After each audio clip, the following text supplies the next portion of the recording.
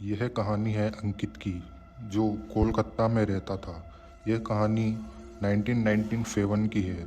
अंकित, जो कि एक बहुत गरीब परिवार से बिलोंग करता था। अंकित के परिवार में 4 लोग रहते थे, 2 भाई और उसके मम्मी पापा। तो अंकित और उसके परिवार वाले उस समय एक शादी में खाना खाने के लिए जाते हैं और वो रात को शादी से वापस घर लौटने में थोड़ा लेट हो जाते हैं। जब वो शादी से थोड़ा ही दूर आते हैं तो उन्हें रास्ते में एक शमशान दिखाई देता है और जो अंकित की मम्मी के हाथ में अंकित का छोटा भाई था, वो सिर्फ 6 महीने का था।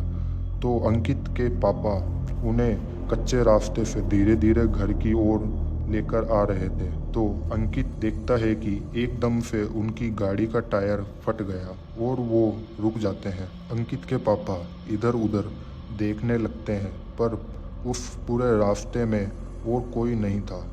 पूरा रास्ता सुनसान पड़ा था और अंकित के पापा गाड़ी के टायर को सही करने में लग जाते हैं। अंकित इतनी ही देर में देखता है कि उस शमशान से बाहर एक बूढ़ा आदमी उनकी ही तरफ आ रहा है और उस आदमी को अंकित की मम्मी भी देख पा रही थी, पर वो आदमी अंकित के पापा को दिखाई नहीं दे रहा था और वो आदमी लगातार उनकी परिवार की तरफ घूरे जा रहा था। और इतनी ही देर में उनकी गाड़ी ठीक हो जाती है और वो वहाँ से निकल कर घर की ओर वापस जाने लगते हैं। और जब अंकित की मम्मी शमशान की तरफ मुड़कर देखती है तो वो बूढ़ा आदमी उनके पीछे भागने लगता है और उन्हीं के पास आ रहा है। पर कैसे तैसे करके अंकित के पापा गाड़ी तेज चलाकर अपने घर की ओर आ जाते हैं, पर वो देखते हैं कि जो अंकित का छोटा भाई है, जो सिर्फ 6 महीने का है, वो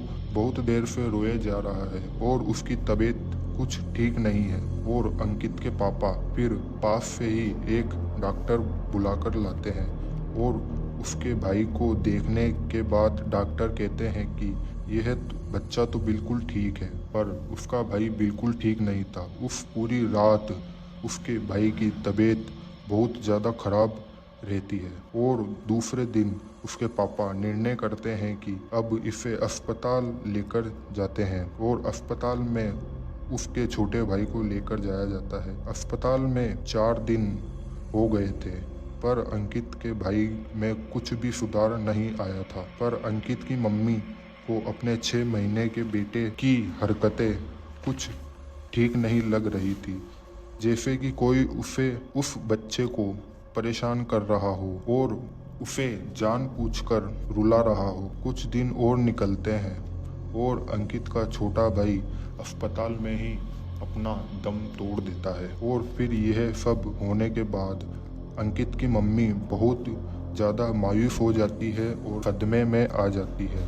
कुछ दिन और निकलते हैं और अंकित की मम्मी को एक बूढ़ा आदमी अपने शरीर में घुसता और निकलता हुआ दिखता है। यह सब उसकी मम्मी के सपने में हो रहा था और अंकित की मम्मी रात में सोते सोते एकदम से ही चिल्लाकर उठ जाया करती है, जैसे कि वो सपने में कोई भयानक चीज देख ली हो। और वो आदमी सपने में अंकित की मम्मी को यह कहता है कि अब तो तू भी मरेगी, अब तो तू भी मरेगी। और अंकित के पापा ये सब देखकर अंकित की मम्मी को शांत करा देते हैं कि कुछ नहीं हुआ, तुम बिल्कुल ठीक हो। फिर एक दिन अंकित की मम्मी को उनके घर से कोई मिलने आता है और वो कहता है कि इस पर किसी बुरी आत्मा का साया है जो तुम्हारे 6 महीने के बच्चे को भी खा गया, तो आप इसको काली माता के मंदिर लेकर आना, मैं इसे वहीं देखूंगा। और वो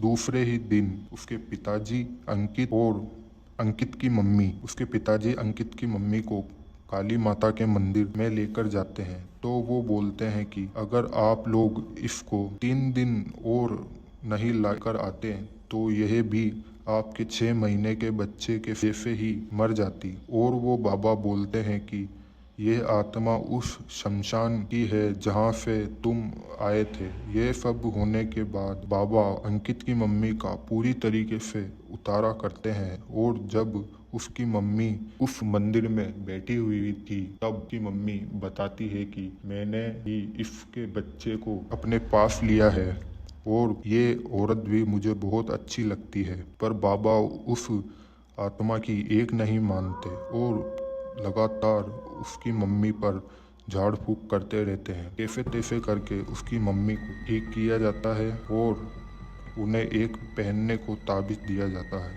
अब उसकी मम्मी बिल्कुल ठीक है